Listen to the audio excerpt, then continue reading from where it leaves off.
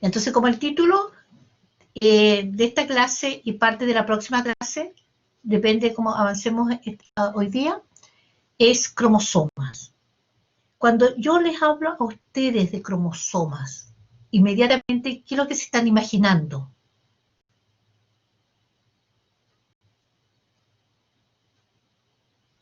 ¿Qué se imaginan ustedes cuando yo hablo de cromosomas? Pero como estructura, ¿qué se imagina cuando yo hablo de cromosomas?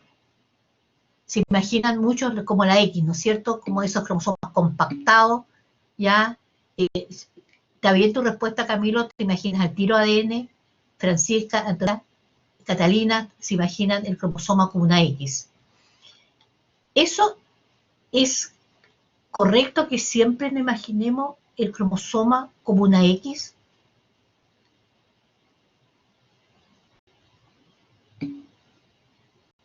¿Qué células van a tener esa X y en qué momento?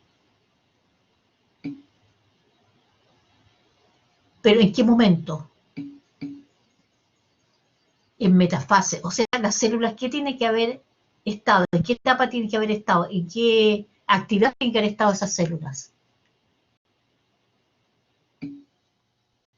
Tiene que haber estado proliferando, ¿no es cierto?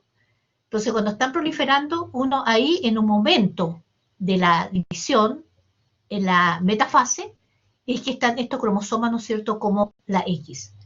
Pero, ¿eso es por qué? Porque siempre en los libros, cuando pasa la parte cromosoma, los dibujan como una X. Pero hay células que no se dividen, ya porque ya están muy diferenciadas. Hay células que están en reposo. Y esas células no tienen los cromosomas como la X, solamente las células que están proliferando.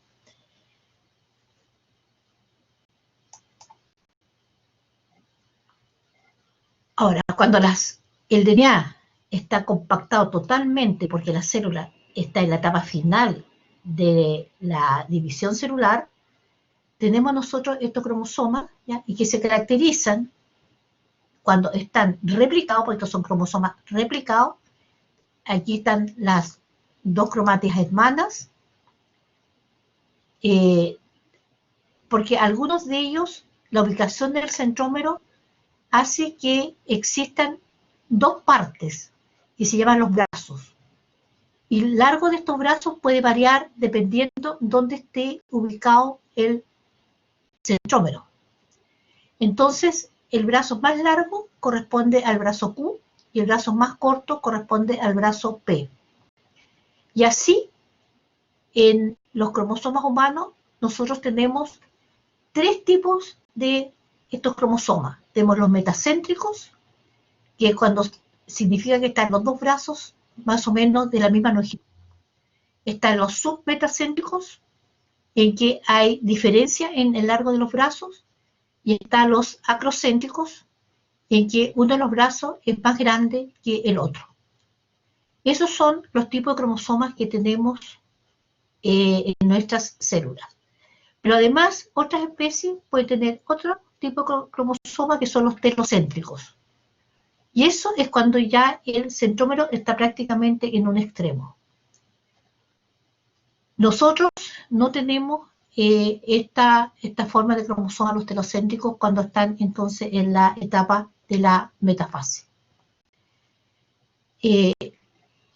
Como les decía, los brazos se denominan como PQ, en que Q entonces es el brazo más largo. Y por eso sale aquí que los metacéntricos, los dos brazos son prácticamente iguales.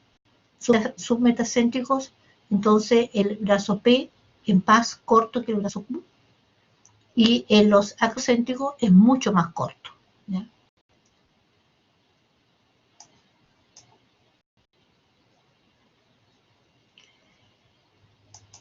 Y ahora vamos a hablar que también, ¿no es cierto?, aparece mucho cuando uno estudia los cromosomas, todos los cromosomas ordenados, y esos cromos están ordenados según el largo, el tamaño del cromosoma, desde el cromosoma más grande, que corresponde al 1, al cromosoma más pequeño, que correspondería a ¿cuál? En esta numeración, ¿cuál sería el cromosoma más pequeño?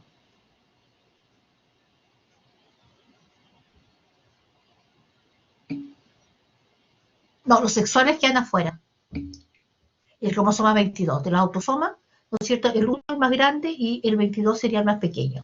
Y aparte se clasifican los cromosomas sexuales en que el X es más grande que el cromosoma Y.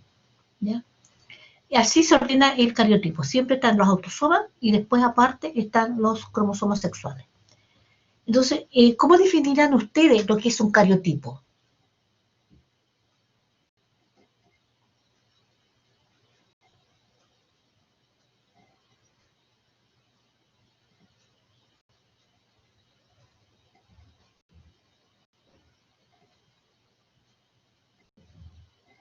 ¿Cómo definirían lo que es un cariotipo? En forma resumida, pueden encender, chiquillos, el micrófono.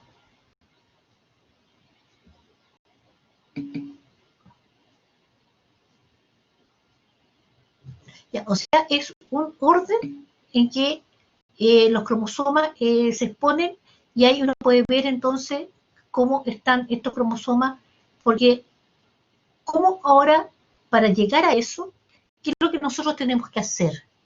¿Qué creen ustedes que es lo que ustedes tienen que hacer, por ejemplo, para hacer o estudiar un cariotipo? Hay que partir por qué.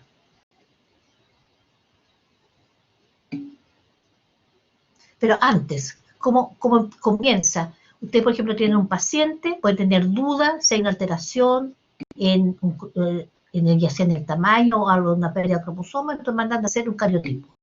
¿Qué es lo que habría que hacer primero? Daniela, si tú aíslas el ADN, tú ya no vas a tener la estructura del cromosoma. Y cuando tú aíslas el ADN de una célula, vas a tener toda la mezcla del ADN de todos los cromosomas. Ya, Catalina dice que tendría que observar una célula en metafase. ¿Cómo obtengo yo una célula en metafase? ¿De dónde saco yo esas células?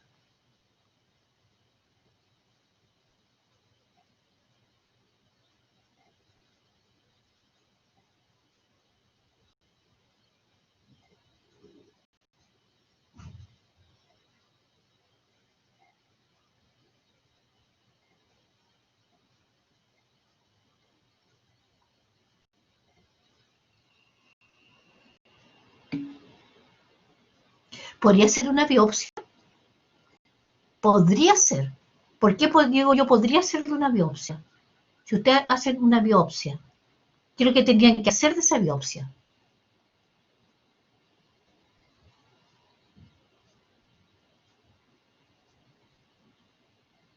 ¿Usted haría una tinción directa? ¿Haría cortes y haría una tinción directa? Pero ¿qué es lo que podría pasar en la biopsia? Puede que no haya ninguna célula que esté en metafase.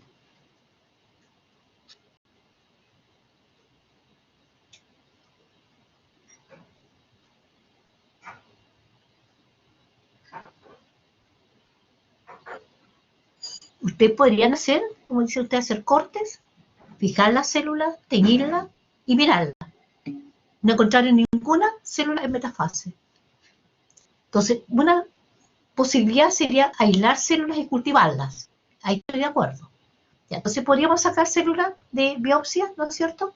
Y tendríamos que cultivarlas. ¿De dónde más podríamos nosotros hacer un cariotipo? ¿Qué otro tipo de muestra me serviría?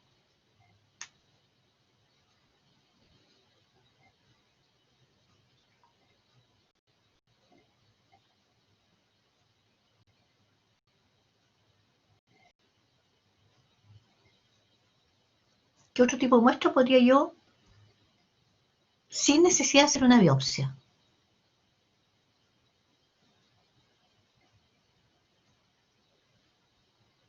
Pero de repente, claro, si ustedes están estudiando un posible tumor y quieren ver cómo están los cromosomas, ahí podríamos hacer una. Ya, ¿cuál tipo, por ejemplo? Váyase a una parte más sencilla. Ya podría ser mucosa, podría ser piel, sí, también. Y lo más sencillo, porque si tú te vas a hacer un cariotipo, ya que te saquen un pedacito de la piel o una biopsia, sangre. ¿No es cierto? Lo más fácil es hacer sangre. ¿Y por qué la sangre es una buena muestra para hacer un cariotipo?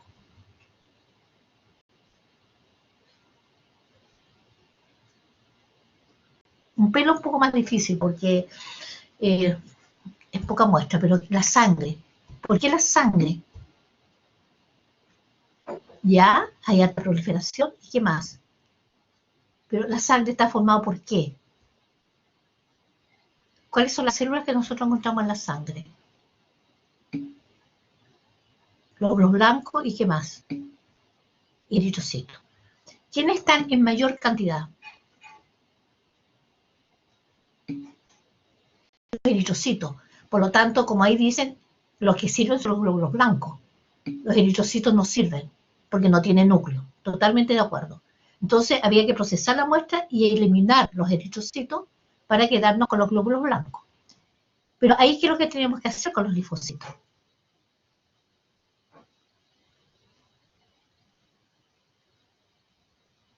Tenemos que estimularlos a que proliferen. Y si a mí me interesan que estén porque igual nosotros podemos cultivarlo, agregar un mitógeno para que todos los linfocitos entren en proliferación, pero me interesa tenerlos en metafase. ¿Qué es lo que tengo que hacer yo para tenerlos en metafase?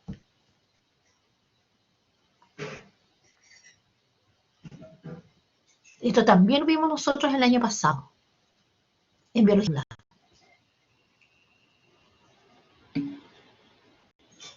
Añadir un inhibidor. ¿Y qué inhibidor le serviría a usted en esta etapa de metafase para detenerlo en metafase?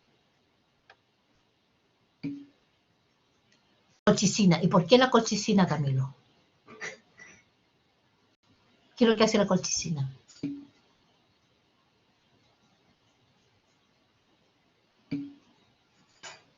Inhibe los microtúbulos, inhibe la formación de los microtúbulos.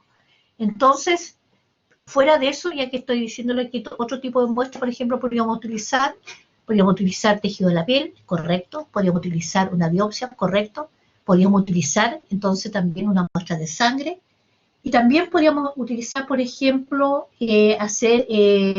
obtener líquido amniótico durante el embarazo, si nos interesa hacer ahí un cariotipo, y también podemos sacar muestras de la médula ósea, pero eso cuando nosotros, porque hay que hacer una punción, entonces no es llegar y hacer un cariotipo, hacer una punción, ¿no es cierto?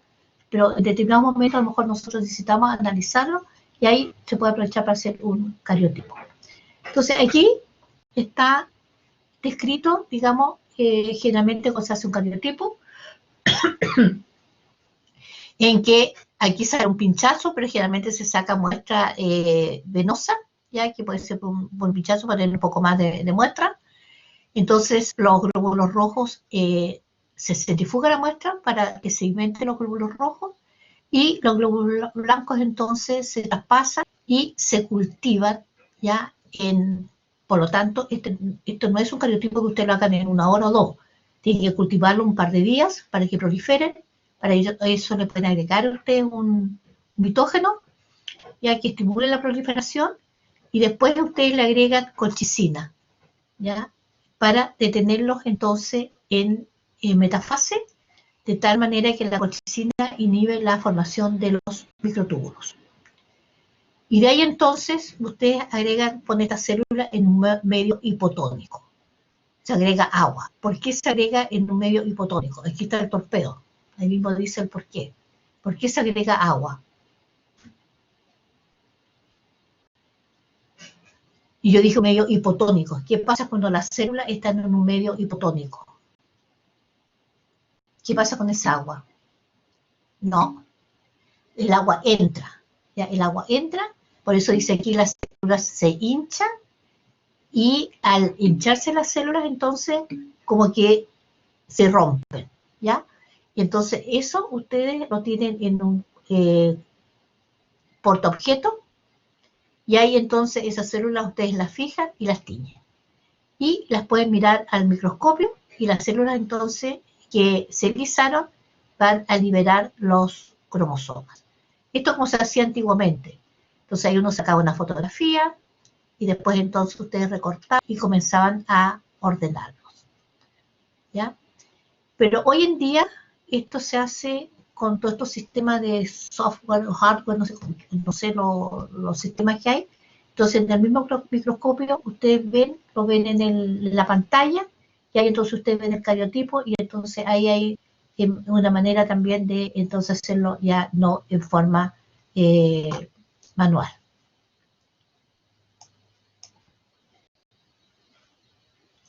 Y ahí entonces, en el cariotipo aparecen los cromosomas ordenados, desde el más grande, ya que sería el cromosoma 1, después van disminuyendo en tamaño hasta el cromosoma entonces 22, que es el cromosoma más pequeño.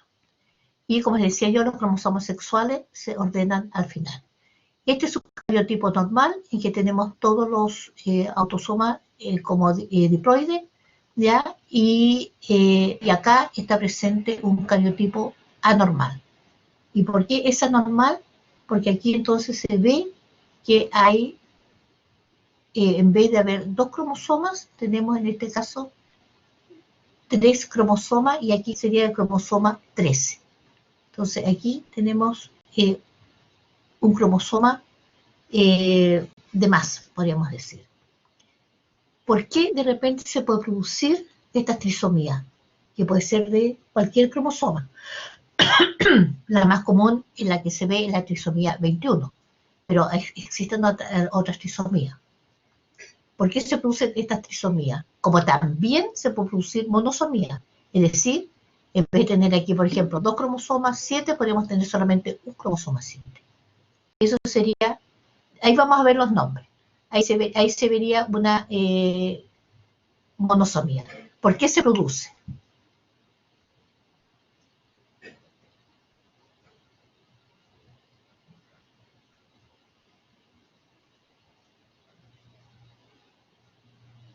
¿Por qué se producen las monosomías o por qué se producen las trisomías?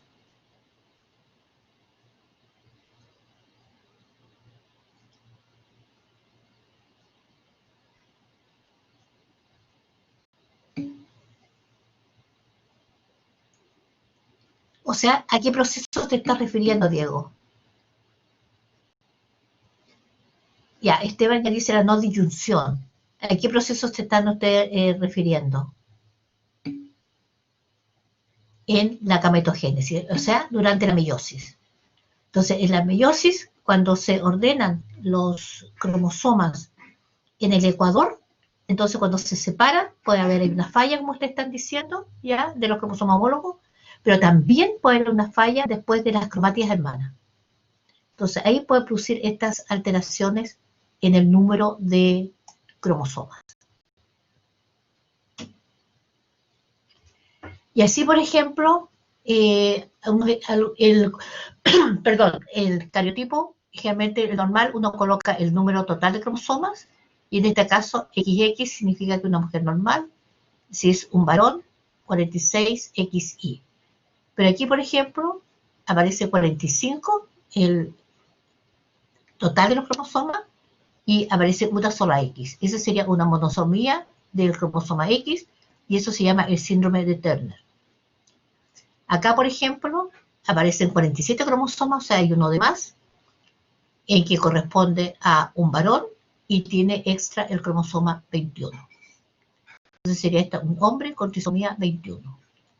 Acá, por ejemplo, significa que tenemos 46 cromosomas, es una mujer porque tiene los dos X, pero aquí aparece el X no en forma normal, porque aparece una estructura tipo anillo, o sea, está tipo circular. Después acá, al tiro te respondo, Diego. Después acá, por ejemplo, tenemos el cromosoma, hay 46 cromosomas, corresponde a un varón, pero hay una translocación. Entonces, esta translocación fue entre ¿quién? Fue entre el cromosoma 1 y el cromosoma 7. Y estuvo involucrado el cromosoma P, corto, es decir, el cromosoma 1, y el cromosoma, y la parte del cromosoma Q del cromosoma 7, que corresponde a la zona 22. Entonces, así se colocan las translocaciones. ¿Ya? Después tenemos este otro caso, por ejemplo, también 46 cromosomas, corresponde a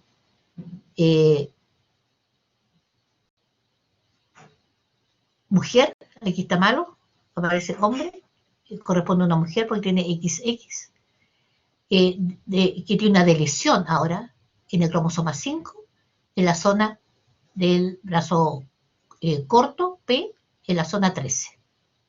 ¿Ya? Entonces, aquí sí es una mujer, ¿ya? Ahí está malo. Entonces, así es como se colocan los cariotipos cuando están normales o cuando están anormales en lo que se observa.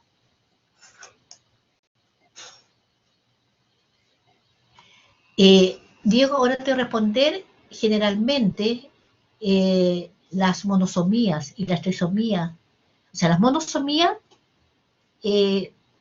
la mayoría son letales. Hay abortos. En las trisomías, algunas también hay abortos. Algunos nacen, pero nacen con alteraciones. Las tetrasomías ya son también abortos. Podría haber, pero no se observan porque no se desarrollan. ¿Ya? Además, fuera de ordenar los cromosomas de mayor a menor y también por la ubicación del centrómero, se han clasificado en distintos grupos. Esto lo van a ver ustedes en el laboratorio. Incluso esta tabla también aparece en el laboratorio que ustedes tienen, creo que la próxima semana. O esta semana, me perdí. ¿Qué laboratorio tiene esta semana? ¿Han visto?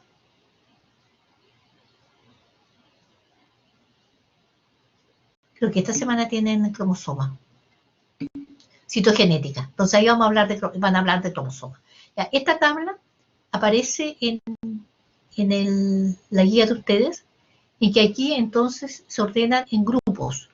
Y ahí están agrupados en la semejanza entre los cromosomas. Por ejemplo, el grupo A están los cromosomas 1, 2 y 3, que son los más grandes.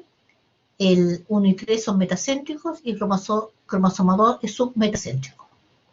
Después está el grupo B, cromosoma 4 y 5, son submetacéntricos, son más pequeños que el cromosoma 2 y estos dos son muy parecidos en tamaño.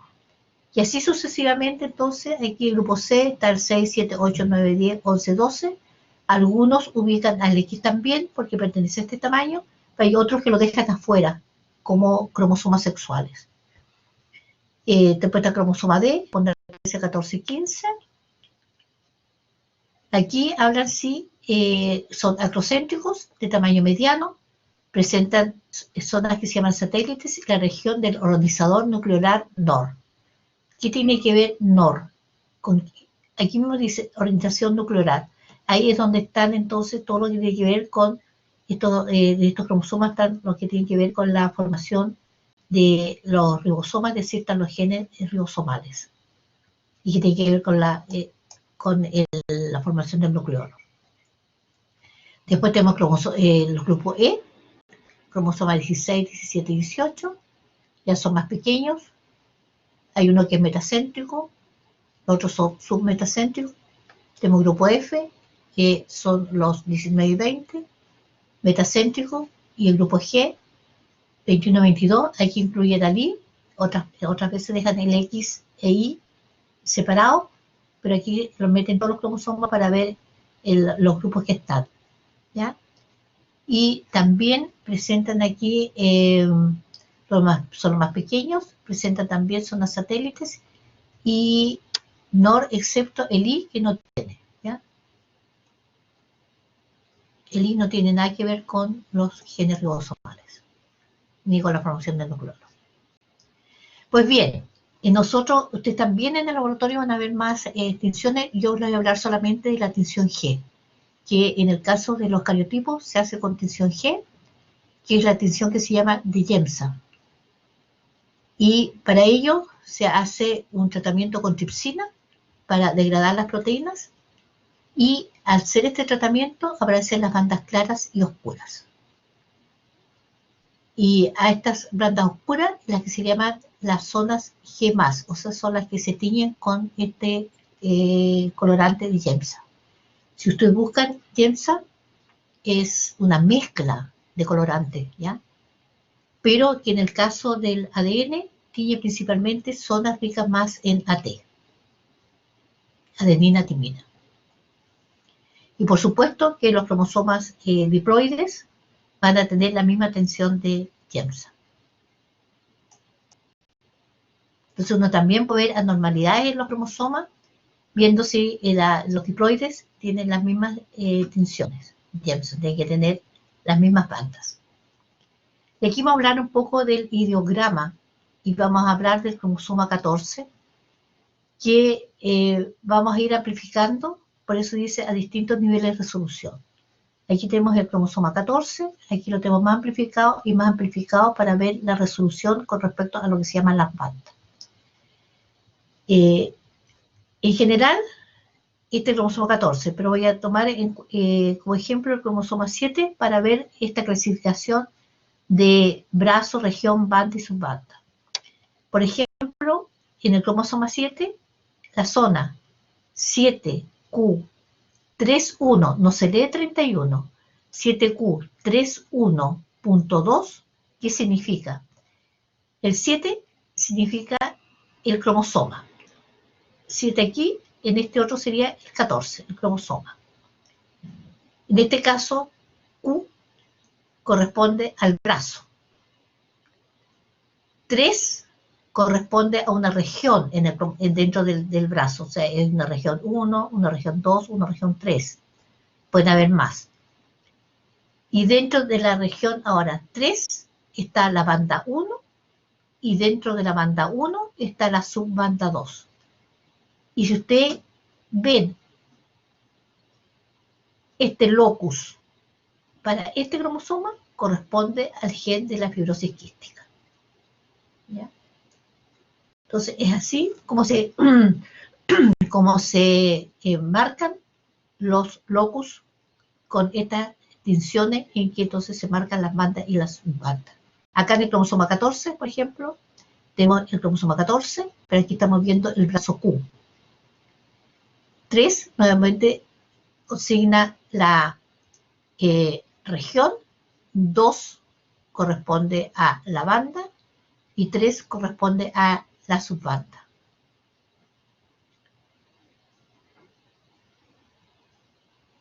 Entonces, lo que dice aquí se deben decir separadamente y no como decena. No hablar de 31, no hablar de 32 o de 23, etc. Entonces aquí, por ejemplo, tenemos aquí con menor amplitud. Aquí tenemos entonces, está separado en 3 regiones, 1, 2 y 3. Esa sería la región, el brazo Q. Esta región tiene bandas. Aquí tenemos la banda 1, la banda 2, la banda 3, la banda 4. ¿Ya? En la región 2.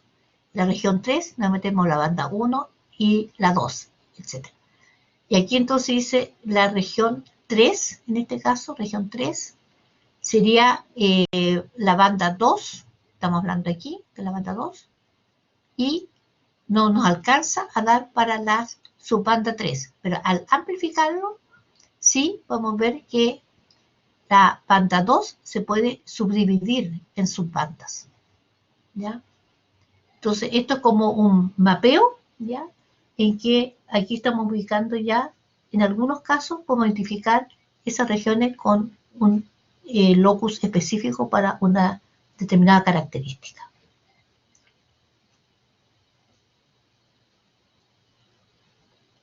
¿Alguna pregunta?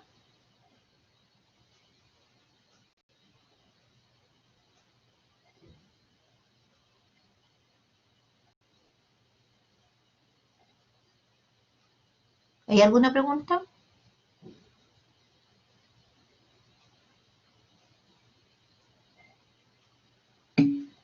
Ya.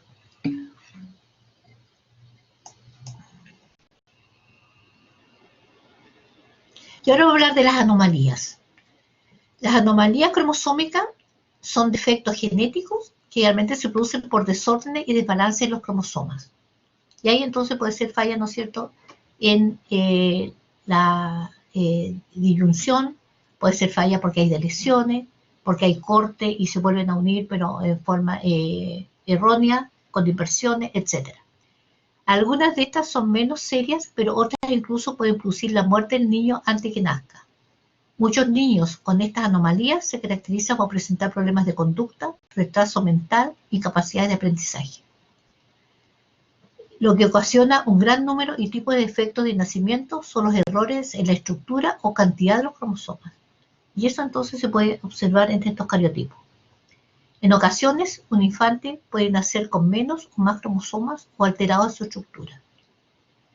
Entonces, en el proceso de división celular, ¿ya? En el caso de la gametogénesis, se produce un error que hace que una célula espermática o un óvulo termine con un número de cromosomas mayor o menor que lo normal. Entonces, estas anomalías cromosómicas se dividen en numéricas y estructurales. Las numéricas pueden ser trisomías, monosomías y poliploidías. Las estructurales pueden haber deleciones por inserciones, por translocaciones, por inversión en que se corta y se une en forma inversa. Puede haber duplicaciones, puede haber ruptura y formarse tipo anillo, y también los isocromosomas, que nos vamos a ver una figura más adelante.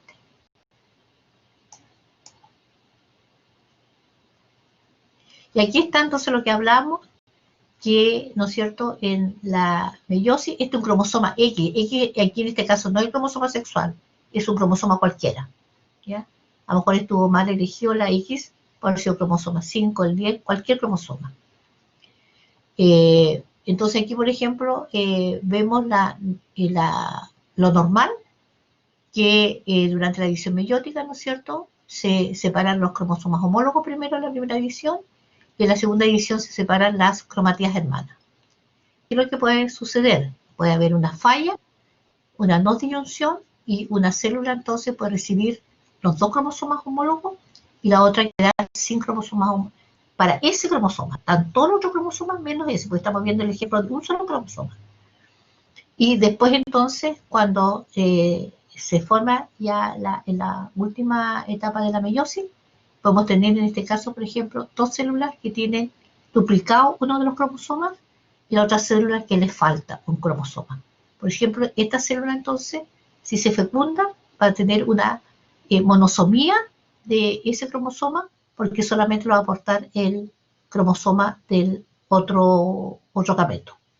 Mientras que acá, como el otro gameto aporta un cromosoma, se va a presentar una trisomía para ese cromosoma. Pero también puede suceder en la meiosis 2, en la meiosis 1 normal, pero en la meiosis 2 también puede fallar la separación de las cromatías hermanas, ¿ya? Entonces, con frecuencia, los embriones que tienen una cantidad incorrecta de cromosomas no sobreviven. En estos casos, la mujer embarazada tiene abortos espontáneos. Y algunas veces también son abortos un poco más tardíos.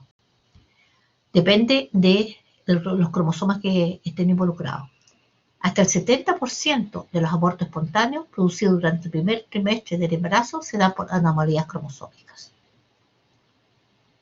Por eso es que se ven algunos que logran nacer, pero la mayoría son abortados.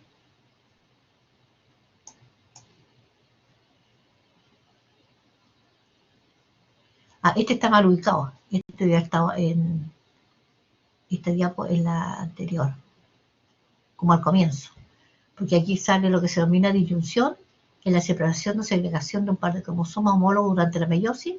La no disyunción es el error o defecto en la separación del cromosoma homólogo durante la anafasa de la división celular, ya sea en la meiosis 1 o en la meiosis 2.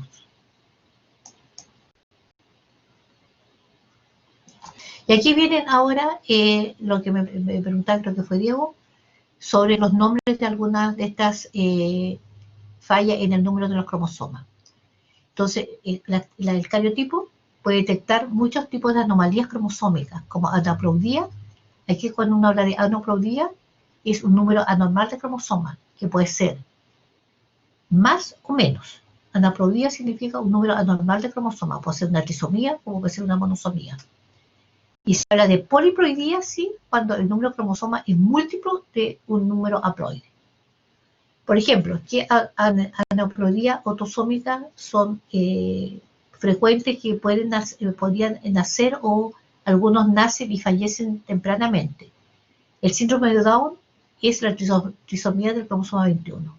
Esos niños, ¿no es cierto?, tienen una vida que generalmente dicen que puede ser hasta los 20, 25, pero se ha visto que en algunos casos tienen una vida más prolongada, y hoy en día con todos los estímulos que se pueden enseñar a estos niños, ellos tienen una vida mucho mejor que la que tenían antiguamente. ¿Ya? Antiguamente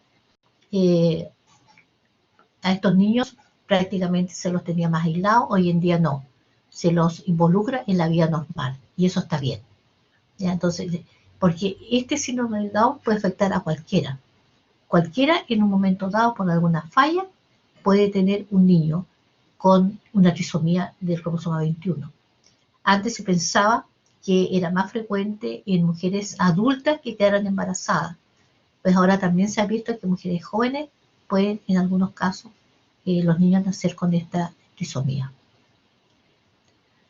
El otro es el síndrome de Edwards, que es la trisomía del cromosoma 18, y en este caso se producen abortos o alta tasa de mortalidad postnatal. Es decir, los niños pueden nacer, pero fallecen en forma temprana. Tenemos el síndrome de Patau, que es la trisomía del cromosoma 13, fue el caso que presenté en el cariotipo, y se caracteriza por presentar múltiples alteraciones graves en órganos y sistemas vitales. También puede presentar abortos o alta tasa de mortalidad. Y también puede haber poliploidías, que es una triploidía. Por ejemplo, en vez de tener 2 copias diploides, tenemos aquí 3 copias, y esos son abortos espontáneos. Entonces, aquí no nacen los niños con poliploidía. Entre las aneuploidías de los cromosomas sexuales, tenemos el síndrome de Turner, que fue uno de los que les presenté, que es una monosomía del cromosoma X. El síndrome de Klinefelter, que hay 2 cromosomas X y 1 Y. Y en el caso de, puede haber también una trisomía del cromosoma X. ¿Ya? Para cortar materia, ¿cómo ustedes podrían detectar este síndrome de Klinefelter o este síndrome de acá? Si ustedes hacen, por ejemplo, una tinción, ¿qué va a pasar aquí en el hombre? ¿Qué es lo que van a ver ustedes en las células del varón?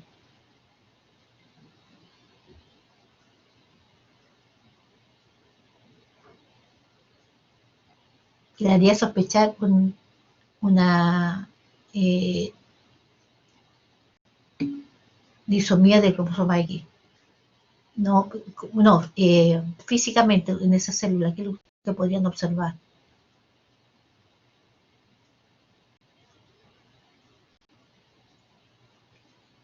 Las mujeres con un corpúsculo, ¿no es cierto? Un corpúsculo de Barr. Porque no es normal que el hombre tenga un corpúsculo de Barr porque tiene un X. Pero en este caso, como tiene 2 X, uno sería entonces compactado, sería el corpúsculo de Barr. Y en este caso, lo normal en una mujer, ¿cuántos corpúsculos de Barr se ven? En una mujer normal. ¿Cuántos corpúsculos de Barr ustedes podrían ver? 1. En este caso, en la trisomía, ¿cuántos verían? Verían 2. ¿Se fijan?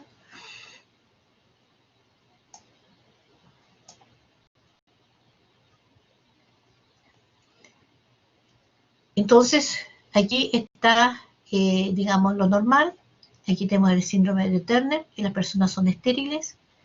Los varones con el síndrome de Klinefelter también son estériles. Y aquí está el varón normal. Entonces, el síndrome de Klinefelter son 44 autosomas más un X extra. Tiene un escaso desarrollo de las gónadas y tiene un aspecto eunucoide. Significa diferente. Busquen ustedes lo que es eunucoide, como lo pongo a traducir, porque no es un tipo enano. Algo así, perfectamente. Síndrome del duplo Y, por ejemplo, en que tengan 2 cromosomas Y, pero también podría suceder, son elevada estatura, personalidad infantil, bajo coeficiente intelectual, tendencia a la agresividad, comportamiento antisocial. Síndrome de Turner, aspecto hombruno, atrofia de ovarios y enanismo. El síndrome del triple X, ¿ya? Infantilismo, escaso desarrollo de las mamas y los genitales externos. Entonces, todos estos producen alteraciones, tanto físicas como emocionalmente y psíquicas.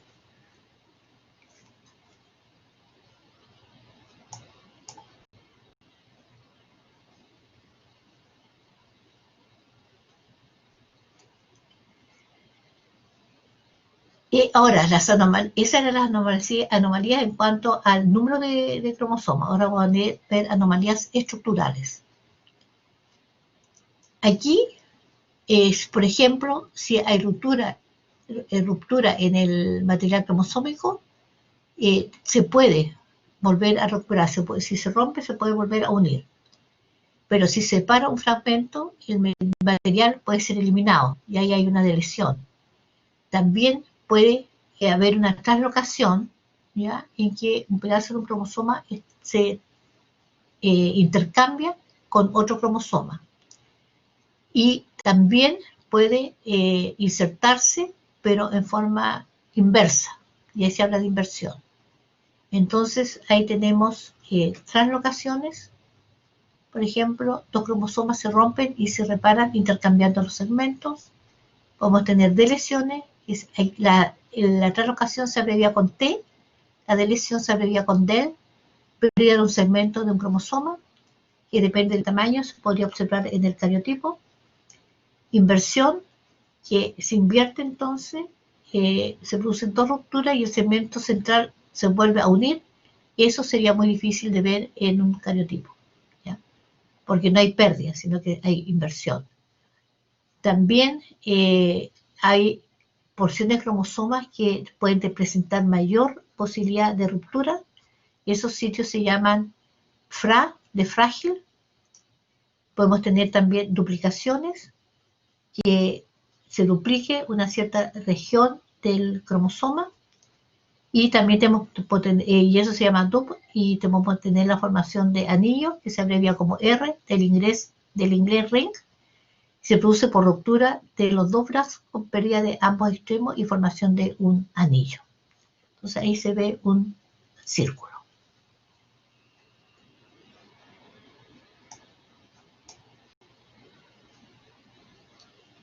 Y aquí entonces están las principales alteraciones estructurales de los cromosomas.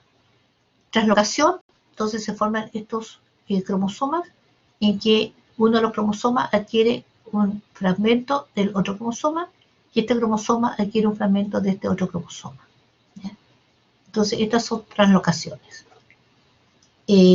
Pueden haber también fusión entre los cromosomas, por ejemplo aquí, se rompe y se fusionaron estos dos y se fusionaron estas otras dos regiones. Esto depende del tamaño y puede entonces eliminarse. Y estos son los isocromosomas, en que entonces aquí quedan los brazos cortos, por ejemplo, unidos, y los brazos largos unidos. Entonces estos son los isocromosomas. Inversiones en que se rompen y se unen en sentido opuesto. Aquí tenemos este orden y acá queda el inverso. En este caso también puede haber una zona que, si fijan ustedes, esta zona quedó en este cromosoma, en este brazo, y este otro quedó en este otro brazo. Ese se llama pericéntrica y este se llama paracéntrica.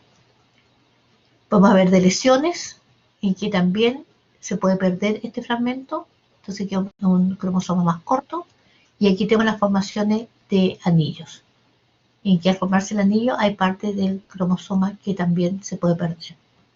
Entonces, la mayoría de las nuevas anomalías genéticas y cromosómicas no tienen una causa identificable, no se sabe el porqué.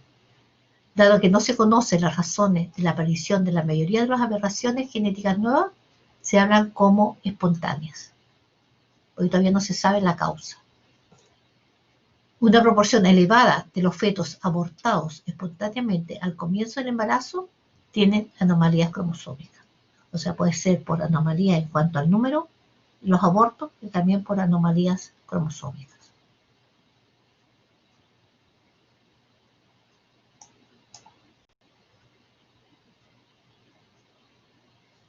Y aquí entonces vamos a hablar un poquito de las translocaciones. Una de las primeras translocaciones que se vio que presentaban eran las personas que tenían leucemia mieloide crónica. El cromosoma, ese recibe el nombre de cromosoma Filadelfia. Ya lo vamos a ver más adelante para qué codifica. Y entonces esta translocación se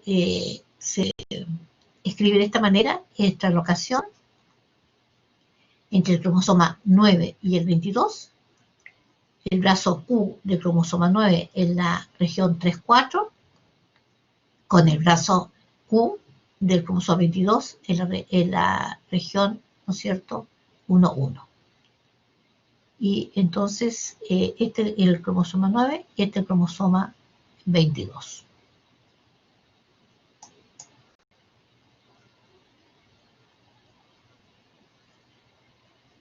Este cromosoma translocado es el cromosoma de Filadelfia. Aquí tenemos nosotros el cromosoma 9 y tenemos el cromosoma 22. Entonces esta translocación se produce porque esta zona del cromosoma que lleva la región ABL, vamos a ver para qué codifica ABL, ¿ya? Va a unirse a esta zona del cromosoma 22 y esta zona del cromosoma 22 va a quedar unido a el cromosoma 9. Entonces esta es una translocación recíproca. Entonces, esta anormalidad afecta a los cromosomas 9 y 22. El 90% más de los enfermos con leucemia mieloide crónica presenta esta anormalidad. Ahora, esta región del cromosoma 22 ya es la región BCR, donde va a quedar unida la región ABL. Por eso que aquí BCR-ABL, esas regiones quedan unidas. ¿Y qué es lo que pasa? Que el gen, este ABL, ¿ya?, codifica una proteína de 145 kilodalton de tamaño, pero que tiene actividad tirosinquinasa. Y esta actividad tirosinquinasa es importante porque juega un rol crítico en el control y proliferación celular. Si ustedes se acuerdan, cuando nosotros vimos receptores y transducción de señales, vimos, por ejemplo, que ahí estaba la proteína G y habían otras proteínas que tenían actividad tirosinquinasa. Y esa es una vía de señalización que indica proliferación. Pero, ¿cómo? Para que se active la actividad tirosinquinasa, tiene que haber una señal que interaccione con su receptor para estimular la proliferación. Eso está regulado. Pero aquí, por la translocación, se pierde la regulación y va a estar la actividad tirosinquinasa siempre activada. Por eso dice aquí, la transcripción ahora de este gen que tiene actividad tirosinquinasa unido a BCR, ya perdió ese control de expresarse solamente cuando haya una molécula que estimule al receptor, perdón, permanece siempre activada. Entonces, puede ser permanece activada continuamente sin necesidad de ser activado por otras proteínas o por otras moléculas. Este, a su vez, activa un número de proteínas y enzimas controladas del ciclo celular. Entonces, aquí se transmite una transducción de señal. Y eso puede llevar a inhibir la reparación del ADN, causando inestabilidad del genoma con una alta tasa de mortalidad, y también, entonces, a estimular en forma continua la proliferación. Entonces, este gen ahora que quedó fusionado a la región BCR, ¿ya?, tiene una actividad tirosinquinasa que ya esa actividad no va a estar regulada. Y esa es una de las causas que está entonces la proliferación aumentada. ¿Alguna duda?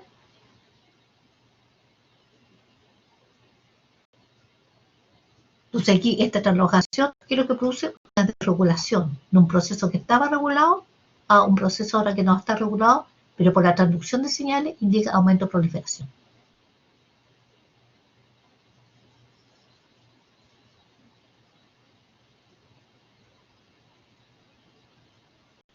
¿Alguna pregunta?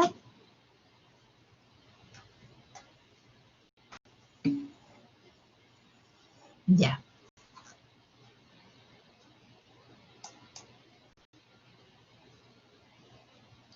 Otra translocación. Esta es una translocación cromosómica en que está asociada al linfoma de Burkitt. Y aquí entonces tenemos una translocación entre el cromosoma 8 y el cromosoma 14. En la zona que va a ser translocada, aquí están los genes que codifican para inmunoglobulinas.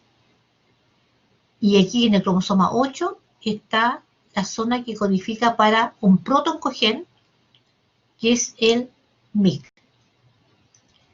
Pero cuando por la translocación este MYC queda bajo el control de las proteínas de la inmunoglobulina, nuevamente se pierde el control, ya no está regulada la expresión y se transforma en un oncogen. Entonces aquí tenemos un protooncogen que está funcionando de forma normal, que se transforma en un oncogen, que es entonces uno de los causantes también de la pérdida del control de proliferación. Entonces el linfoma de Burkitt, o también se le llama leucemia de la célula de Burkitt, es una rara forma de cáncer del sistema linfático, asociado principalmente a linfocitos B, que afecta predominantemente a gente joven. Los genes MYC se expresan en distintos tejidos y también responden a diversas señales internas y externas, pero eso está regulado, ya que codifican, por ejemplo, factores de transcripción, que es un ADN para regular la expresión de múltiples genes. En la translocación cambia el patrón de expresión del gen MYC, ya que no va a estar regulada su expresión ahora, alterando su función natural de control de crecimiento y proliferación celular. Por ejemplo, hay un aumento en la expresión de la ciclina. ¿Ustedes se acuerdan qué es lo que hacían las ciclinas?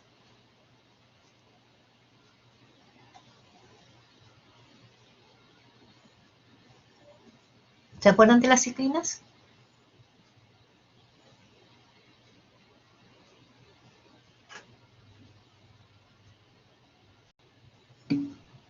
¿Qué hacían, Esteban? No, no son enzimas de restricción. Acuérdense que nosotros no tenemos enzimas de restricción. Utilizamos la enzima de restricción. Para la enzima de restricción las tienen las bacterias.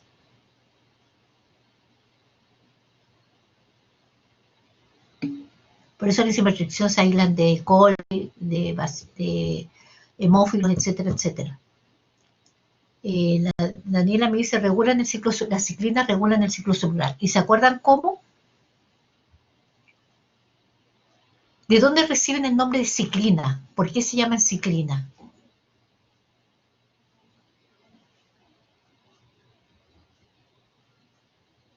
Creo que ustedes leyeron hasta no sé si leyeron un paper el año pasado de ciclina.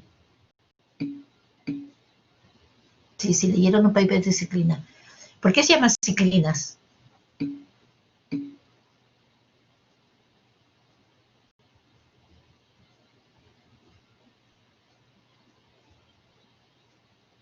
Porque ciclan. Se sintetizan en determinado momento en el ciclo celular y después desaparecen. Por eso hay distintas ciclinas. Hay ciclinas de G1, hay ciclinas de S, hay ciclinas que se expresan en la mitosis. Y esas ciclinas ayudan a regular, digamos, el ciclo celular. Pero solo las ciclinas, como que las ciclinas son las que, ¿por qué las ciclinas ayudan a regular el ciclo celular? ¿Solas o se unen a otras proteínas? Sí, porque se sintetizan y desaparecen. Hay distintas ciclinas en distintos momentos del ciclo celular, Daniela. Pero ¿Actúan solo o a otras proteínas? A otras proteínas. Y esas proteínas son las proteinquinasas, dependientes de ciclina, así se llaman CDK. ¿Se acuerdan ahora de la CDK? Entonces hay distintas CDK, ¿ya? Hay distintas CDK que se unen a distintas ciclinas. Y eso hay algunas que regulan en G1, otras en S, otras en G2. ¿Y qué son las proteínas CDK? ¿Se acuerdan? Las CDK, que son, ya les dije, quinasas dependientes de ciclina. Al decir que son quinasas, que lo que hace es la CDK.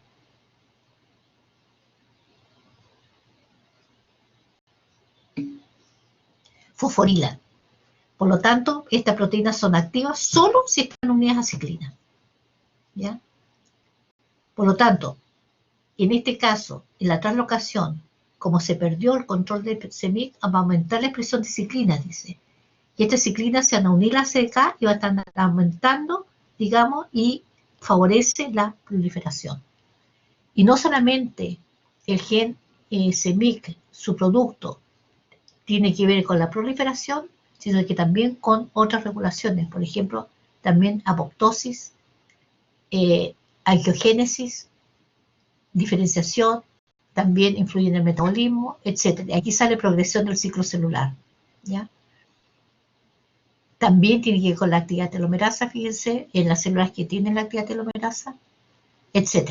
Entonces, en MIC, en este caso, que está funcionando como un protooncogen, porque está regulado su expresión, nuevamente aquí, al ser translocado, se desregula su expresión.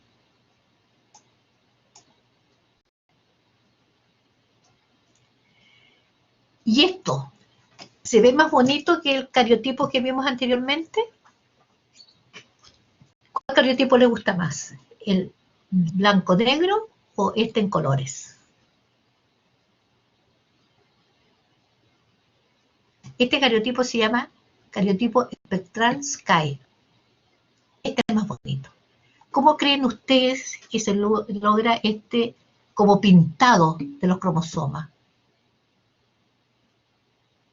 Dice que aquí, ahora, cada par diploide va a tener distintos colores. El 1 está amarillo, el 2 está rojo, el 3 está celeste, el 4 está verde, el 5 está morado, naranjo, un amarillo más, un naranjo más pálido, un moradito más suave, otro celestito, etc. Se fijan ustedes que van variando las intensidades de los colores. Y el X se tiñe en este verde más fuerte, pero más un fuerte claro. ¿Cómo creen ustedes que se logra este, vamos a llamarle también pintado cromosómico? Porque es como que se pintaran los cromosomas con distintos colores. Pero este pintado es consecuencia de ¿qué?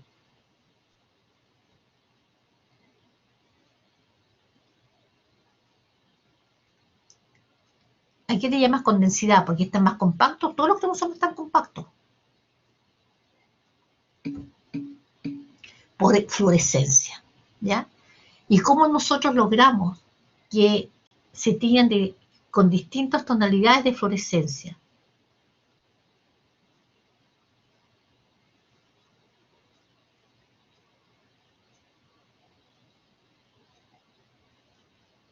Al tiro vamos a hablarlo, digo, porque entiendan un poco cómo se hace. ¿Cómo dirijo yo la fluorescencia para que el cromosoma 1 me dé amarillo y para que el cromosoma X me dé verde? No, porque las histonas van a ser las mismas. Todos van a tener el mismo tipo de histonas, desde el H1, H2, H2B, H3 y H4. Con anticuerpos, puede ser con anticuerpos, un poco más, anticuerpos para proteínas. Aquí estamos hablando ahora de cromosomas. Entonces, anticuerpos no me va a servir a mí para los distintos segmentos. Porque un anticuerpo va a reaccionar con un antígeno, ¿no es cierto? Y van a ser proteínas. Ahí te puedes reconocer tus distintas proteínas con distintos anticuerpos. Pero aquí, nosotros tenemos ADN. ¿Cómo logramos nosotros ahora dirigir para que interaccione con el cromosoma 1, una determinada fluorescencia, dirigir para que me interaccione con el cromosoma X, otro tipo de fluorescencia. ¿Qué tengo que utilizar yo? Esos fluorocromos. ¿A dónde los tengo que unir?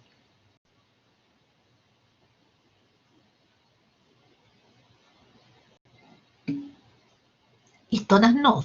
Todos los cromosomas tienen la histona. Enzimas no. Acuérdense, estamos hablando de DNA.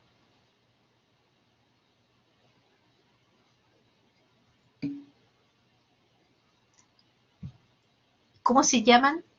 Tengo que dirigirlo a los distintos genes que tienen, y más que genes, a las distintas secuencias que tienen, porque el cromosoma 1 es distinto al cromosoma X. ¿Ya? Entonces, yo tengo que hacer sondas que sean distintas sondas para el cromosoma 1, distintas sondas para el cromosoma 2, etcétera, etcétera. Porque las sondas, ¿qué son las sondas? ¿Se acuerdan ustedes lo que son las sondas? ¿Se acuerdan ustedes lo que son las sondas? Son regiones complementarias. Esto se logró después que se secuenció el genoma. Esta técnica no se habría logrado antes de haber secuenciado el genoma. Porque cuando se secuenció el genoma, nosotros teníamos el 90% en el año 2000, en que se publicó, 2000-2001, que se publicó la secuencia del genoma, se tenía el 90-92% del genoma secuenciado.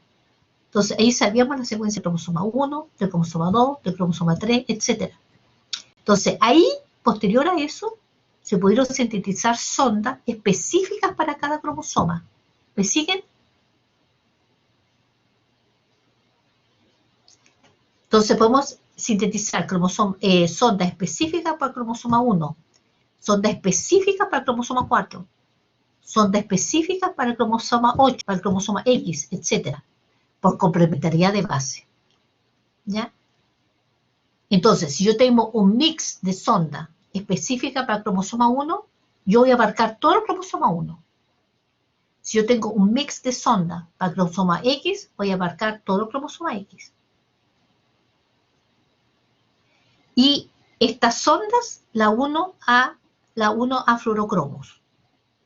Pero esta técnica ahora es tan genial que hacen como una mezcla de fluorocromos para que florezcan con distintas tonalidades. Y esto lo resuelve un sistema computacional.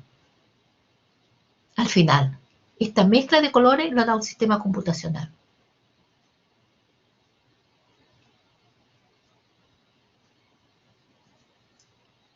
¿Ya? Si yo quisiera, a ver, esta pregunta, si yo quisiera ahora no hacer el pintado cromosómico, si no, yo quisiera ver, por ejemplo, si hay una deleción de un gen específico que esté en el cromosoma 5, ¿qué es lo que tendría que ser ahí? Yo sé que un gen específico está en el cromosoma 5. Y a mí me interesa ahora saber si está o no está ese gen en el cromosoma 5.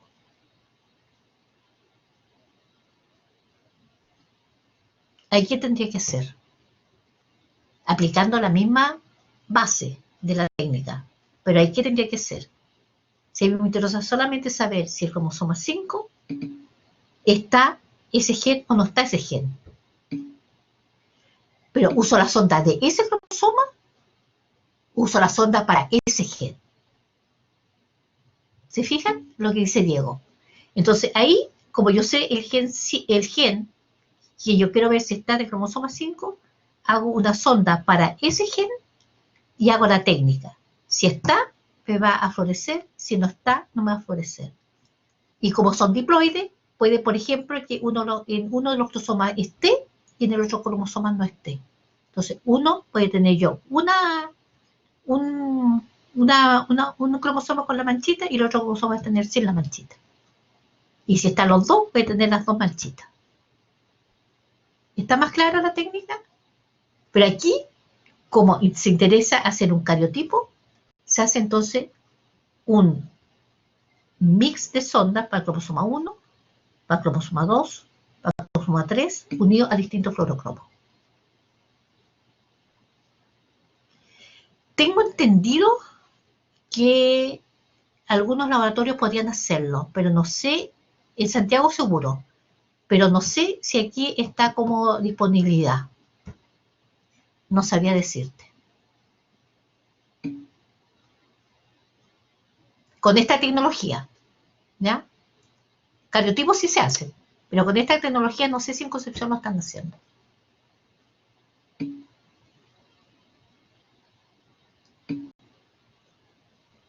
Es que tiene todas las ondas. ¿Ya? Y eso tienes que, no se fabrica, tienes tú que pedir las ondas. Entonces, es una tecnología que no es muy barata, además necesitas microscopios especiales. Me imagino que son microscopios con epifluorescencia. ¿Ya? ¿Ya? Entonces les quedó más claro. Entonces aquí tenemos un cariotipo ahora con pintado cromosómico que se llama espectral Sky.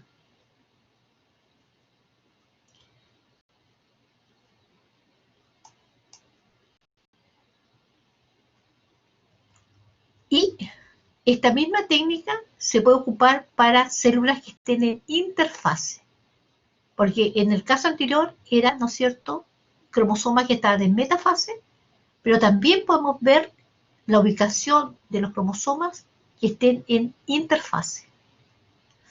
¿Es correcto que yo diga ubicación de los cromosomas en interfase?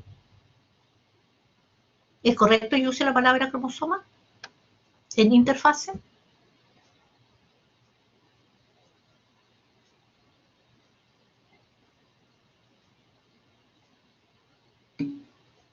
¿Por qué no, Camilo?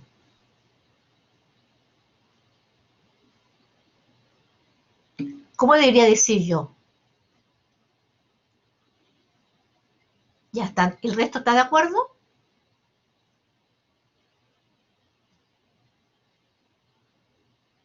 ¿Está de acuerdo que no es correcto que yo diga cómo están los cromosomas en interfase?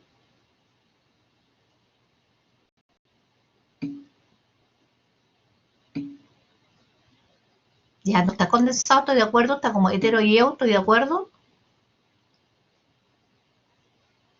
Pero mi pregunta es más general. ¿Están ustedes de acuerdo que yo diga ubicación de los cromosomas en interfase? ¿Que hable yo de cromosoma? ¿O voy a hablar de la eucromatina y heterocromatina en interfase?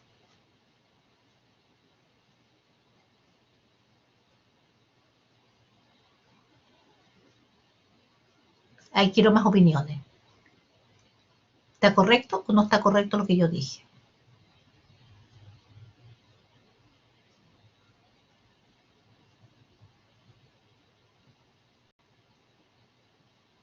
O debería decir cómo está la cromatina en interfase. ¿Qué sería más correcto? ¿Hablar cómo están los cromosomas en interfase o cómo está la cromatina en interfase? No importa que esté más o menos condensada. O sea, como eu o como hetero.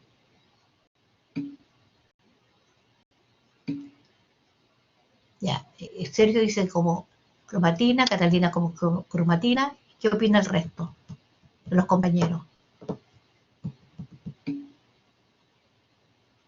Daniela dice que está bien cromosoma. ¿Otras opiniones más?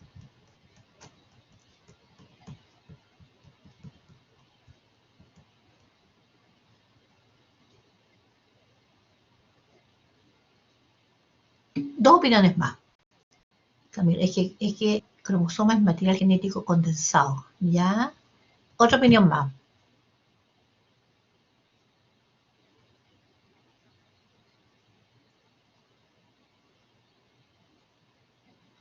Una más.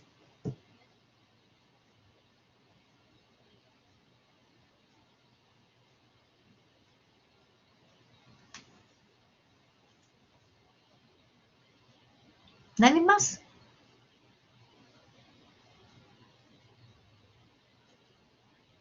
Bueno, está bien que yo use la palabra, están durmiendo parece, o se fueron a preparar está bien que yo use la palabra cromosoma. ¿Ya? ¿Por qué? Porque el cromosoma es el material genético que está en nuestro cromosoma, que puede estar más condensado en metafase y puede estar menos condensado en interfase, con regiones igual condensadas, pero no tanto como en metafase. Entonces, esos son cromosomas. Ahora, este DNA está, como decían ustedes, a la forma de cromatina. ¿Qué significa que está a la forma de cromatina?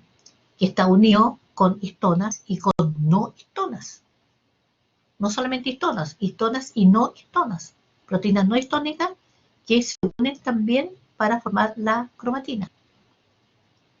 Esa cromatina, hay zonas que estén más condensadas, en la heterocromatina, zonas que están menos condensadas en la cromatina, en interfase con células en reposo.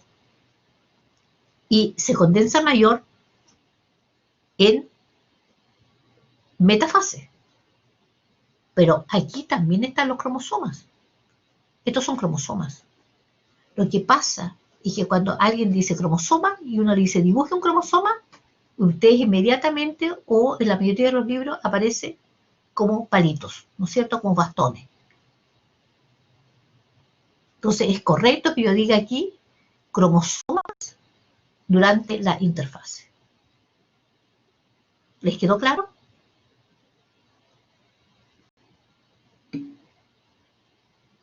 Son cromosomas. Más compactados, menos compactados, pero son cromosomas. Ya, entonces fíjense qué les llama la atención ahora de esta tinción de estos núcleos en interfase, o también podría ser en células en reposo, porque este tipo ya puedo hacerlo también en células en reposo, con una tecnología similar a la que yo les hablé en el cariotipo, pero ahora yendo en células que están en reposo o células que pueden estar en G1, ¿ya? O en alguna etapa de la interfase sin entrar a la mitosis todavía. ¿Qué les llama la atención de esta tinción? Que se concentran en determinadas zonas. Por ejemplo, ¿no es cierto? Fíjense, incluso aparecen los números. Este sería el cromosoma 1. Aquí estaría el cromosoma 3, el cromosoma 2. Acá está el otro cromosoma 2, diploide. Cromosoma 1, diploide. Cromosoma 5, diploide. ¿Ya? Aquí un cromosoma que no le pusieron, no se identificó. Acá está el cromosoma 4, el otro puede estar en otra posición por abajo, que no se ve, etc. Se fijan que están, digamos, en zonas discretas. No están entremezclados, digo yo, como un plato de tallarines. Pensemos que un tallarín, ¿no es cierto?, es una molécula de DNA, y cuando uno coloca una mezcla de tallarín en un plato, están todos entremezclados. Pues bien, los cromosomas no están tan mezclados en el núcleo, están en regiones. Y eso lo que dice es que hay territorios dentro del núcleo, ¿ya?, en que van a estar estos cromosomas ubicados. Y esto se habla, también hablan los investigadores que publicaron estas imágenes preciosas, entre ellos está Mistelli, por ejemplo, y está Earnshaw, hablan ellos de una arquitectura nuclear. Pero eso no significa que los cromosomas estén inmóviles. También hay una dinámica dentro del núcleo. Entonces, si los cromosomas se encuentran en territorios específicos. ¿Se fijan? Por estas tensiones, en este caso, de estas células en interfase. Y se habla de cromosomas, no se habla de cromatina, se habla de cromosomas.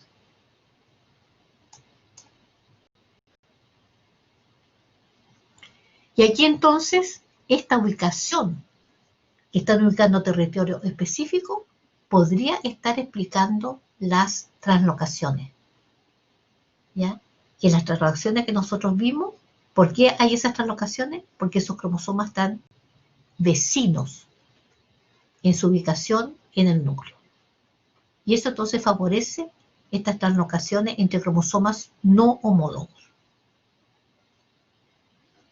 Entonces aquí, por ejemplo, tenemos dos cromosomas que son no homólogos y por su ubicación puede haber una ruptura y se vuelven otra vez a unir, pero entre zonas entre ellos. Este es dentro de un paper que escribió el año 2010 Mistelli. Es decir, que Mistelli tiene figuras preciosas y Earnshaw también. Earnshaw incluso publicó un libro sobre estos territorios nucleares.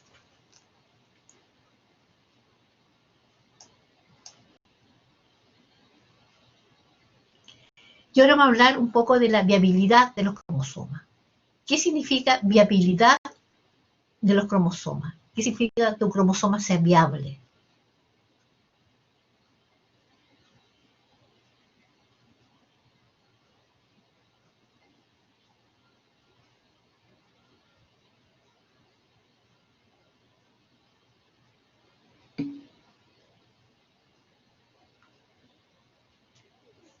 Que sea normal, pero además, ¿qué cosa? Que sea viable, que sea estable, ¿qué más?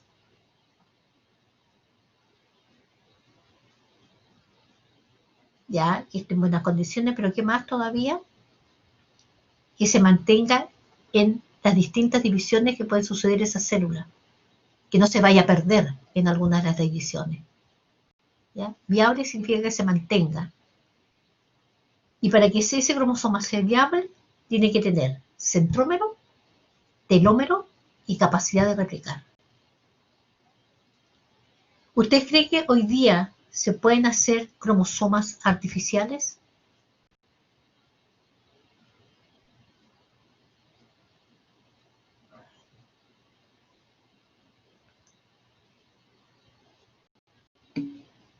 Sí. Y esos cromosomas, entonces, para que sean viables y se mantengan, tienen que tener centrómero, telómero y ser capaces de replicar. ¿Se fijan? Porque ustedes no sacan nada con hacer un cromosoma artificial, se va a perder en la primera o segunda división de la célula. Entonces, para que esos cromosomas se mantengan, tienen que tener estas tres características.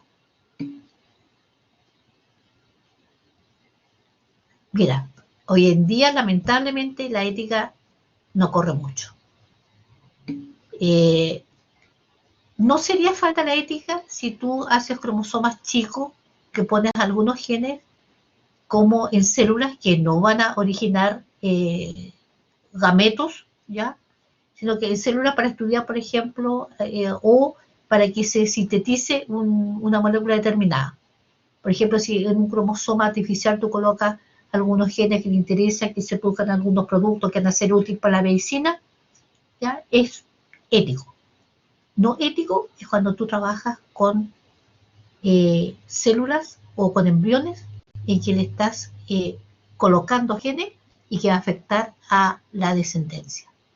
Y hoy en día se está autorizando incluso a trabajar con embriones para hacer experimentos relacionados con tecnología, por ejemplo, con el CRISPR.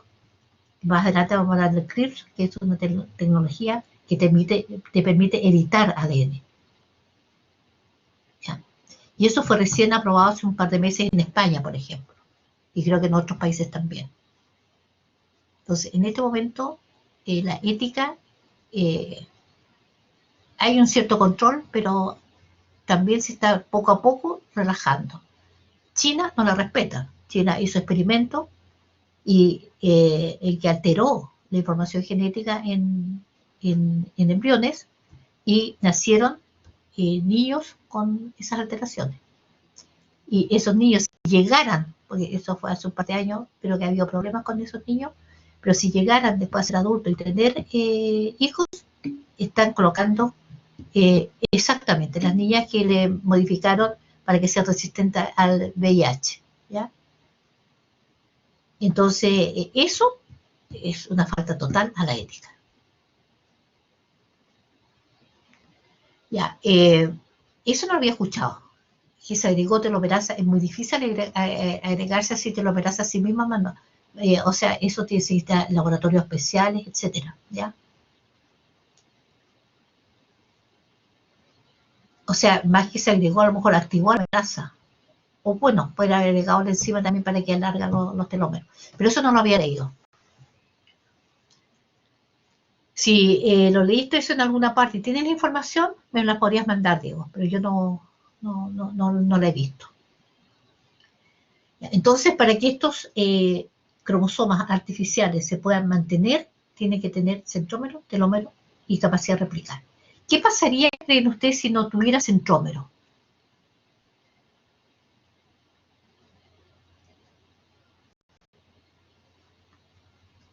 ¿Por qué el centrómero es importante para mantener la viabilidad de los cromosomas?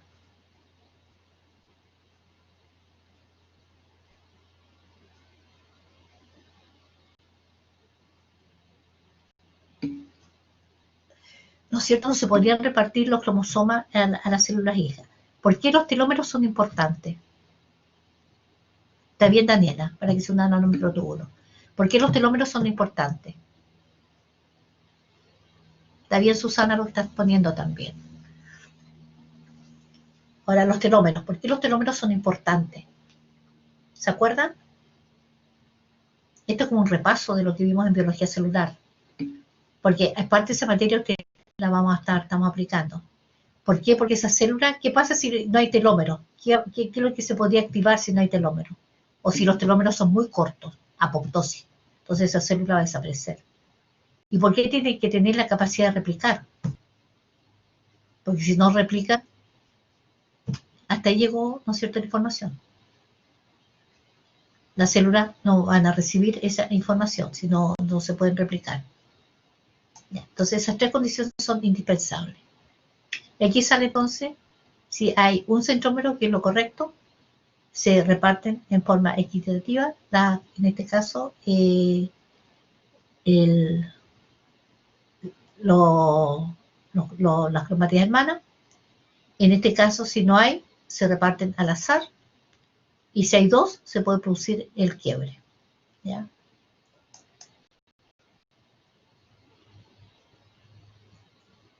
Con respecto a los telómeros, hay una pequeña, aquí vamos a ampliar esta información, que fueron 3 investigadores que estudiaron, ya sea describieron los telómeros y estudiaron también la telomerasa, que fue Carol Greider, Elizabeth Blackburn y Jack Szostak.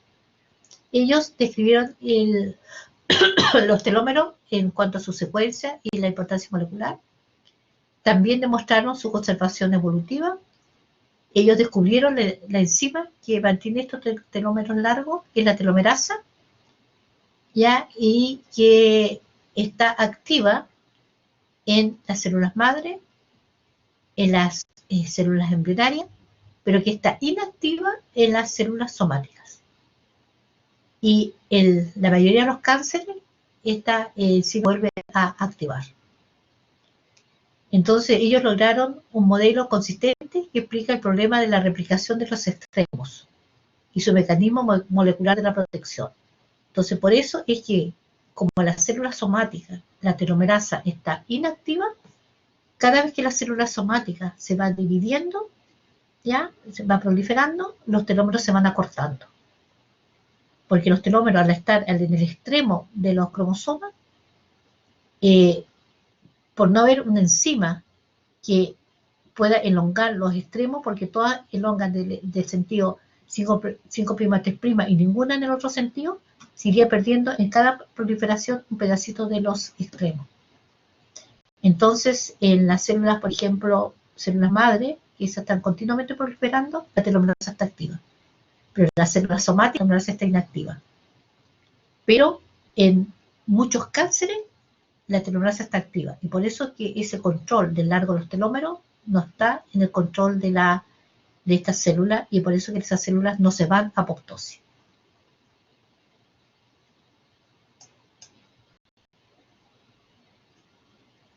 Y estos son los telómeros. Los telómeros son secuencias repetidas que están en los extremos, que le da estabilidad a los cromosomas. La secuencia es CCCAA, o sea, es una zona rica que tiene citosina guanina y adenina timina, más citosina, pareja citosina guanina. Y estos telómeros se caracterizan por el extremo 3' es más largo que el extremo 5'.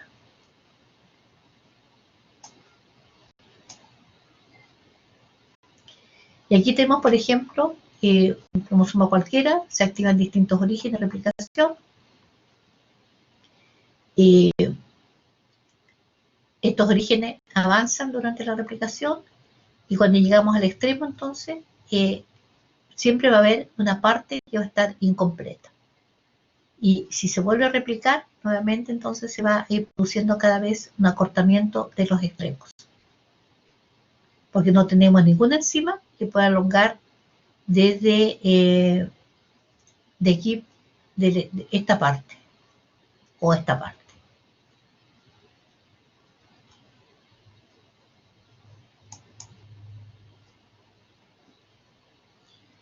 ¿Ya? Entonces, esa zona que en forma normal podría tener un RNA, este RNA va a ser procesado y entonces ahí va a quedar estos huequitos.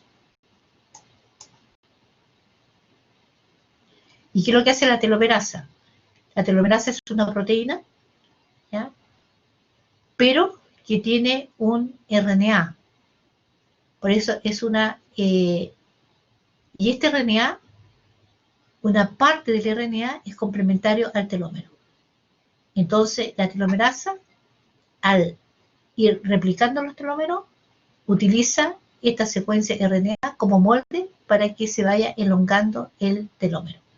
Y de esta manera va elongando, se va moviendo y sigue elongando. Y se va elongando este extremo 3'. Y posteriormente, por esta otra hebra, esto se elonga porque son muchas copias. Y entonces después la hebra complementaria se sintetiza el RNA y se va sintetizando. La hebra, digamos, esta otra parte de la hebra. Pero siempre el extremo 3' en los telómeros es el más largo. Entonces aquí hay una parte que elonga, después se mueve la telomerasa, por eso se habla de translocación, y vuelve a elongar. Y así va alargando los telómeros. Y aquí, por sondas fluorescentes, nuevamente sondas que hibridizan con esta región de los telómeros, se ven entonces que estos telómeros están ubicados en los extremos, en estos casos cromosomas en metafase.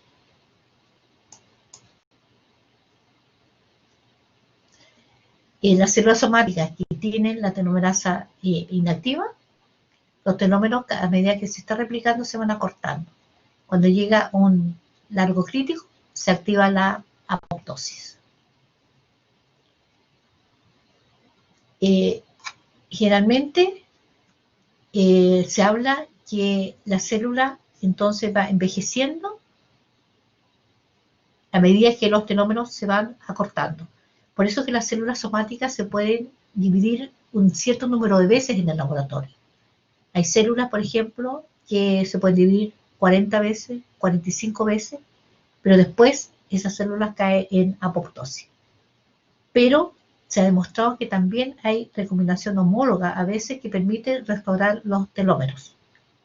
O también puede que se active la telomerasa y de esa manera se produzca lo que se llama un escape de la senescencia.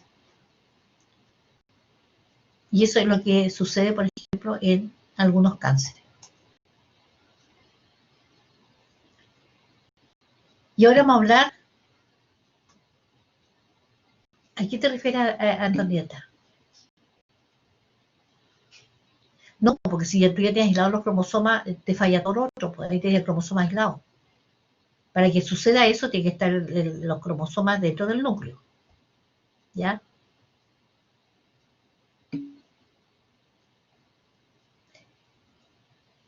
Pero aquí no te entiendo muy bien, Antonieta. Tú dices, no ocurre cuando ya está aislado el cromosoma. ¿Está aislado el cromosoma o está aislado la célula? No sé a qué te refieres. Pues si tienes el cromosoma aislado, no puede pasar nada.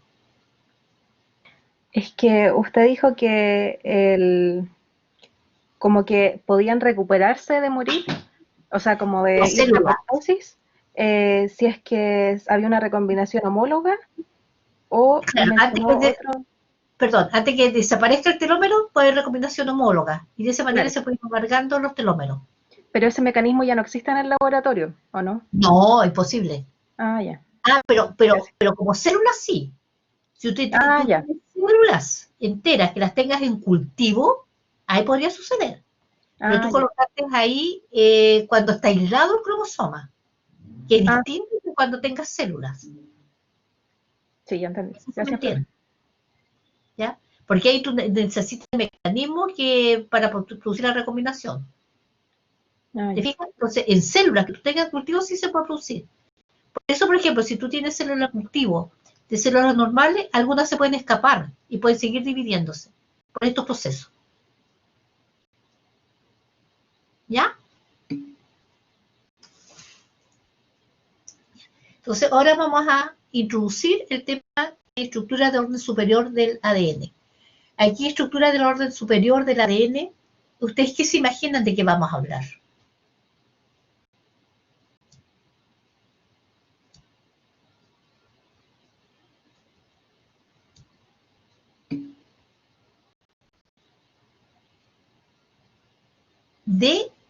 Sí, de los cromosomas, pero aquí te imaginas cuando hablamos qué tipo de estructura vamos a abordar ahora.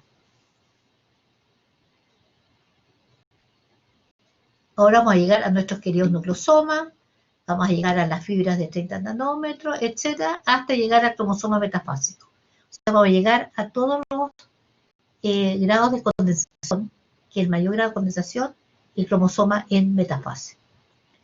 Entonces, este DNA, ustedes ya me han dicho que está unido a histonas, ¿no es cierto? Y el primer nivel, podríamos decir, de empaquetamiento del DNA es la formación justamente de los nucleosomas. Los organismos eucarióticos empaquetan el ADN en cromatina y cromosomas metafásicos, ¿ya? Porque acuérdense que siempre estamos hablando de cromosomas, ya sea interfásico o en célula de reposo, está como cromosoma.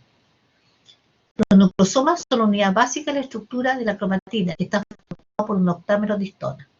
Por lo tanto, aquí está, por ejemplo, este octámero de histona, el octámero de histona, las histonas son H1, que no forma parte del octámero, pero es de una histona, y las histonas que forman el octámero, que serían H2A, H2B, H3 y H4.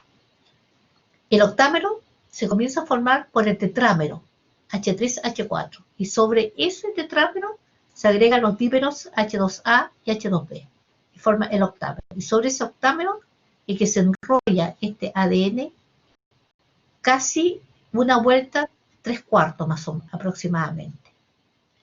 Y acá viene entonces el nucleosoma que va a estar enrollado, y este espacio que hay entre ellos se llama un DNA linker, que llaman, o DNA espaciador.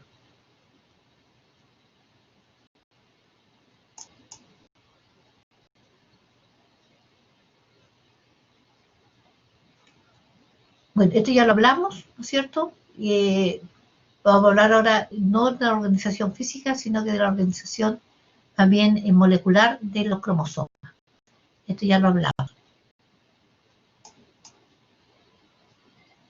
Pero aquí hay una información importante, perdón, que dice, las células diploides tienen 23 pares, 46 cromosomas. Cada cromática contiene una molécula de ADN de aproximadamente 1,5 a 5 centímetros. Fíjense que si nosotros sacáramos el ADN de estos cromosomas, que ya están compactados, y los tiráramos, se ha calculado que más o menos, dependiendo del cromosoma, podría medir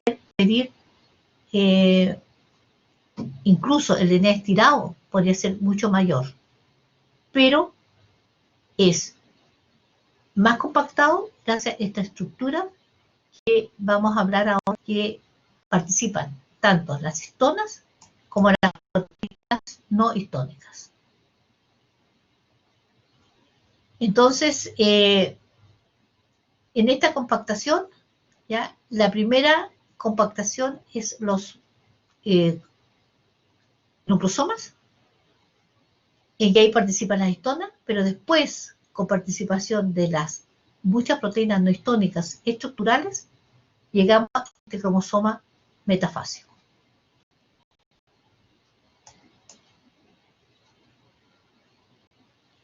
Estas son las histonas. Las histonas son proteínas básicas que se pueden separar en geles de poliacrilamida. Puede ser gel acrilamida SDS o sin SDS. También puede ser geles hidrofóbicos que se han utilizado, pero aquí un gel de poliacrilamida. Entonces, aquí tenemos la histona H1 y acá entonces están las histonas del octámero, que aquí miran la H2A, H2B, H3 y H4. Ustedes analizar como esto es un gel SDS, inmediatamente se dan cuenta que la histona H1 es de mayor tamaño que estas otras histonas que tienen un tamaño más similar.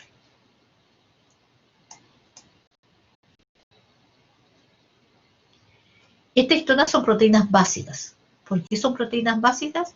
Porque tienen aminoácidos básicos en mayor proporción que el resto de los aminoácidos. Por ejemplo, la histona H1 es muy rica en lisina, ¿ya? Y más o menos tiene un 30% de aminoácidos básicos, en que en mayor proporción es lisina. La H2A y H2B, más o menos la misma proporción de tanto histonas lisina como arginina. ¿Ya? Tiene más o menos la misma proporción de ambas. Mientras que la histona H3 y H4 es mucho más rica en arginina que lisina.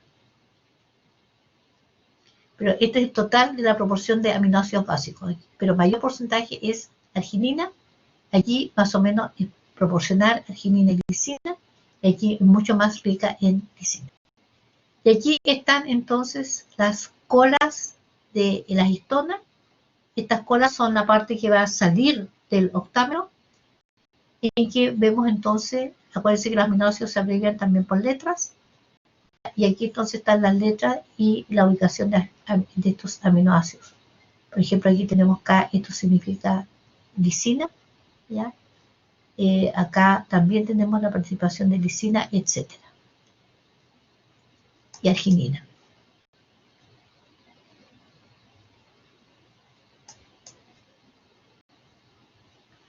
Acá se muestra que estas estructuras de las histonas todas tienen una parte N-terminal. Esta parte N-terminal, en el caso del octámero, sobresale del octámero hacia afuera, no forma parte del octámero mismo. Y esta es parte entonces de que va a estar formando parte del octámero. En el caso del H1, la H1 tiene una parte globular al medio, pero tiene dos extremos que son más lineales, un poco diferente la estructura. Estamos en la hora. Ya, chiquillos, voy a llegar aquí hasta las histonas. Ustedes ya tienen la clase, así que la próxima semana voy a retomar histonas hacia adelante. No, sí, pues la próxima semana es el día jueves. Ya, chiquillos, entonces vamos a terminar hasta aquí. Gracias por avisarme y voy a terminar.